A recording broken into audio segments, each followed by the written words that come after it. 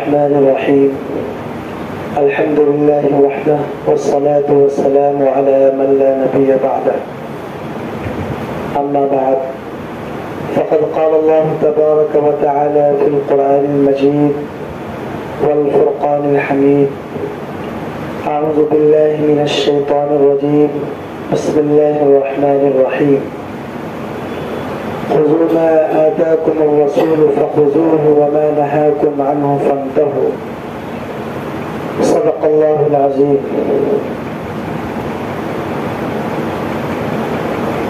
وہ لاکھوں سلام اس آقا پر دل لاکھوں جس نے جوڑ دیے. وہ لاکھوں سلام اس آقا پر دل لاکھوں جس نے جوڑ دیے. دنیا کو دیا پیغام سکون انسانوں کے رخ موڑ دیے. اس محسن اعظم نے الیاس کیا کیا نہ دیا ہے عالم کو. دستور دیا منشور دیا کئی راہیں دی کئی موڑ دیے. واجب الاحترام معزز الحضرات، اللہ تبارک و تعالی نے اس کائنات کو وجود میں لانے کے بعد دنیا کے اندر اپنی خلافت قائم فرمائی اور اس خلافت کے نفاذ کے لیے جب سے یہ دنیا بنی ہے اس وقت سے لے کر آج سے 1400 سال پہلے تک اللہ تبارک و تعالی اپنے چنندہ بندوں کا انتخاب فرماتے رہے. چنانچہ اس دنیا کے وجود میں آنے کے بعد اللہ رب العزت نے حضرت آدم علیہ السلام کو اپنا پہلا خلیفہ نامزد فرمایا. خلافت کا مقصد یہ تھا کہ اللہ تبارک و تعالی کا نظام، اللہ تبارک و تعالی کے احکامات اور اللہ تبارک و تعالی کو جو مطلوب و مقصود ہے ان تمام چیزوں کو اللہ کے تمام بندوں تک کیسے پہنچایا جائے. لہذا اس مقصد کے نفاذ کے لیے ہر زمانے میں ہر دور میں ہر قوم میں نبی اور پیغمبر آتے رہے اور اللہ تبارک و تعالی نے بعض پیغمبروں کو نبوت سے سرفراز فرمایا، بعض کو کتاب ہدایت دی، بعض کو شریعت دی اور بعض انبیاء کرام کو ایسے بھی بھیجا جو دوسرے پیغمبروں کی شریعت کی پیروی پر پوری زندگی گزار دی.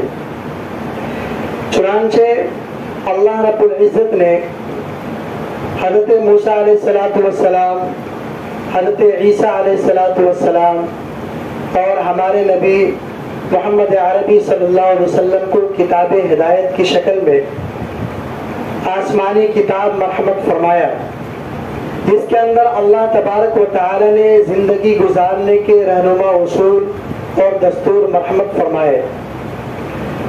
ہم جس نبی کی امت میں ہیں اور جس نبی کے ماننے والے ہیں، اللہ رب العزت نے اس امت کو بھی ایک بیش قیمت تحفہ قرآن عظیم کی شکل میں عطا فرمایا ہے، جس کے اندر اللہ رب العزت نے تا قیامت آنے والے مسلمانوں کی ہدایت کے راز کو چھپا رکھا ہے. اللہ تبارک و تعالی نے قرآن کریم کے اندر ایسے ایسے خزانوں کو چھپا رکھا ہے، اس کا اندازہ اہل علم حضرات کرتے ہیں. اللہ تبارک و تعالی نے قرآن کریم کے اندر جب سے دنیا بنی ہے اس وقت سے لے کر اب تک کے حالات کو، ما قبل میں جو گزر چکے ہیں ان تمام حالات کو بھی بیان فرمایا ہے اور موجودہ حالات کا بھی تذکرہ فرمایا ہے اور تا قیامت پیش آنے والے حالات کا بھی تذکرہ ہے. قرآن عظیم کی ایک آیت ہے جس کے اندر اللہ تبارک و تعالی نے ارشاد فرمایا وَلَنَبْلُوَنَّكُمْ بِشَيْءٍ مِّنَ الْخَوْفِ وَالْجُوعِ وَنَقْصٍ مِّنَ الْأَمْوَالِ وَالْأَنفُسِ وَالثَّمَرَاتِ وَبَشِّرِ الصَّابِرِينَ. اس آیت کو آپ پڑھیں گے اور اس کے مفہوم کو آپ سمجھیں گے تو آپ کو اندازہ لگے گا گویا کہ یہ آیت آج کے حالات کے لیے نازل ہوئے، لیکن آج سے 14 سال پہلے اس آیت کا نزول ہو چکا ہے. اس آیت کے اندر اللہ رب العزت نے بیان فرمایا اہل ایمان سے کہ ایمان والوں کو ہم ضرور آزمائیں گے، جانوں میں کمی کر کے، مالوں میں کمی کر کے، اور کھانے پینے کی چیزوں میں کمی کر کے، خوف و وحشت پاری کر کے، آپ دیکھیں اس وقت جو دنیا کے حالات ہے، اس حالات کا آپ جائزہ لیں تو آپ کو اندازہ لگے گا کہ یہ آیت آج کے حقیقت کی اور حالات حاضرہ کی ترجمانی کر رہا ہے۔ لہذا قرآن کریم رہتی دنیا تک کے انسانیت کے لیے ہدایت کا ذریعہ ہے، اور تمام مسلم قوم کو اسے قرآن کریم کی آیات کو اور قرآن کریم کے احکامات کو، قرآن کریم کے تعلیمات کو مضبوطی سے پکڑنے کی ضرورت ہے۔ اللہ تبارک و تعالی نے قرآن کریم کے اندر ایمان والوں کو پیشین گوئی دی ہے، وَأَنْتُمُ الْأَعْلَوْنَ إِن كُنتُم مُؤْمِنِينَ، کہ تم ہی سر بلند رہو گے، تم ہی راہ راست پر رہو گے، تمہارے ہی قدموں میں حکومت و سلطنت ہوگی، بشرطے کہ تم سچے پکے مومن ہو۔ آج ہم اپنے ایمان کا جائزہ لیں، ہمارے اندر قرآنی تعلیمات کس حد تک ناپید ہو چکی ہے، ہم قرآنی تعلیمات کو کہاں تک چھوڑ چکے ہیں۔ اللہ کے رسول علیہ السلام اس دنیا سے جاتے جاتے پوری امت مسلمہ کو 2 سبق دیا۔ اس میں سے پہلا سبق یہ تھا کہ تم قرآن عظیم کو مضبوطی سے پکڑے رہنا، دنیا کی کوئی طاقت تمہیں گمراہ نہیں کر سکتی۔ اور دوسری تعلیمات یہ تھی کہ ہمارے احادیث کو مضبوطی سے پکڑے رہنا، ہمارے طریقے پر منجمد رہنا، اللہ تبارک و تعالی تمہاری قدموں میں دنیا کو ڈال دے گا، اور تخت و تاج، شاہ و سلطنت، یہ ساری کی ساری چیزیں تمہارے قدموں میں ہوں گی، تمہارے ڈھوکروں کے اندر ہوں گی۔ لیکن افسوس کا مقام ہے کہ آج ہم نے ان دونوں تعلیمات کو پس پش ڈال دیا ہے۔ آج قرآنی تعلیمات سے ہم کوسوں دور چلے گئے۔ اللہ کے رسول علیہ السلام جب اس دنیا کے اندر آئے اور نبوت کا علم بلند کیا، اس کے بعد پوری امت کو امت وحدہ کا سبق دیا، ایک امت بنا کر چھوڑا، پوری امت مسلمہ کو ایک امت اور ایک پلیٹ فارم پر لا کر چھوڑا، اور سب کی بنیاد ایک بتائی۔ تمام مسلمانوں کے متحد ہونے کی بنیاد قرآن عظیم ہے، تمام مسلمانوں کے متحد ہونے کی بنیاد اسلام ہے۔ لیکن آج ہم فرقوں میں بٹ گئے، مسلکوں میں بٹ گئے، جس کی وجہ سے آج مسلمانوں پر ظلم و ستم کے پہاڑ توڑے جا رہے ہیں، مسلمانوں کو خوف و ہراساں کیا جا رہا ہے، مسلمانوں پر ظلم و بربریت کے پہاڑ توڑے جا رہے ہیں۔ آج جو حالات ہمارے سامنے، اس حالات کو دیکھیں اور اپنے گریبان کے اندر ٹٹولے کہ ہمیں کہاں ہونا چاہیے اور ہم کہاں ہیں۔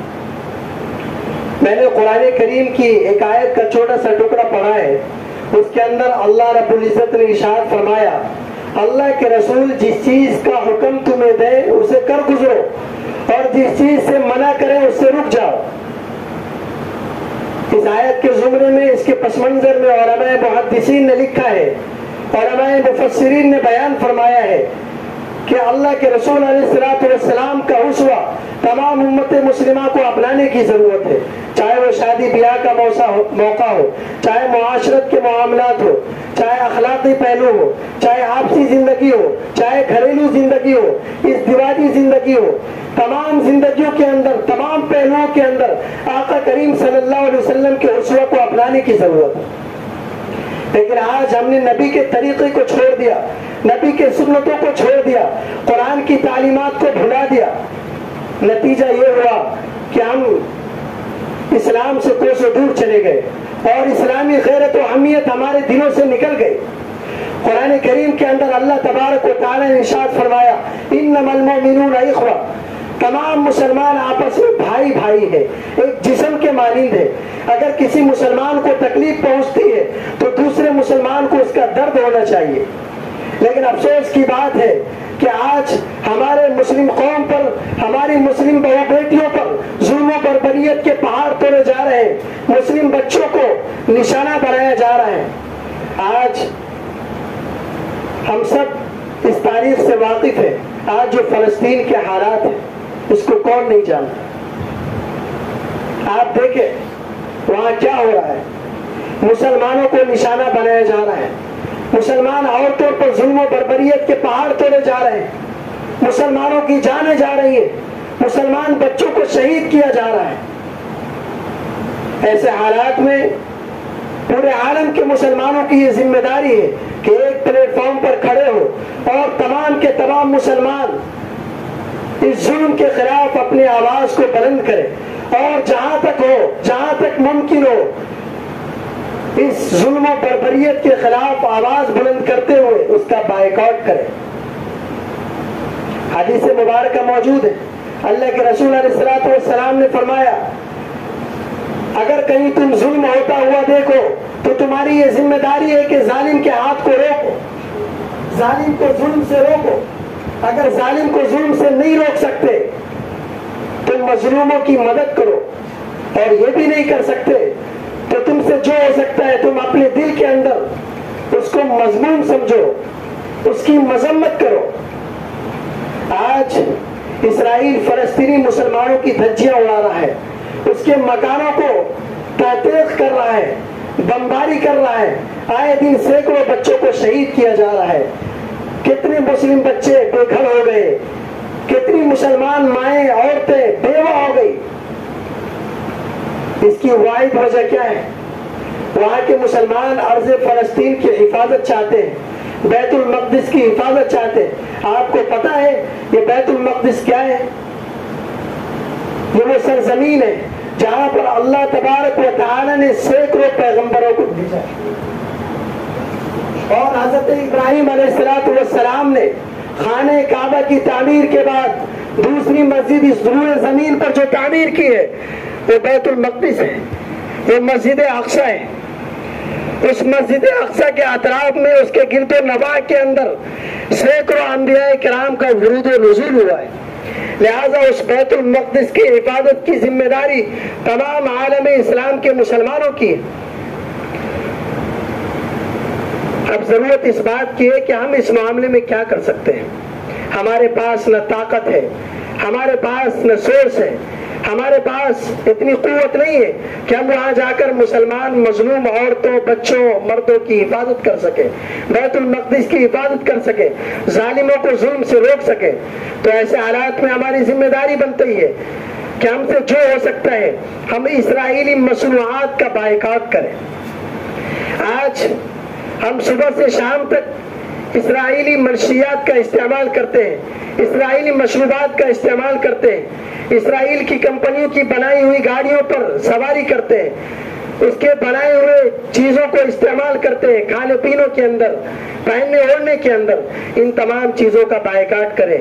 اگر ہم مقامی طور پر اپنی ذات سے اس کام کو شروع کریں تو اللہ رب العزت کی ذات سے امید ہے کہ کل قیامت کے دن جب اللہ رب العزت ہم سے پوچھے گا کہ تم نے کیا کیا جب تمہارے بھائیوں پر ظلم و ستم کے پہاڑ توڑے جا رہے تھے، تو اس وقت ہمارا کیا جواب ہوگا؟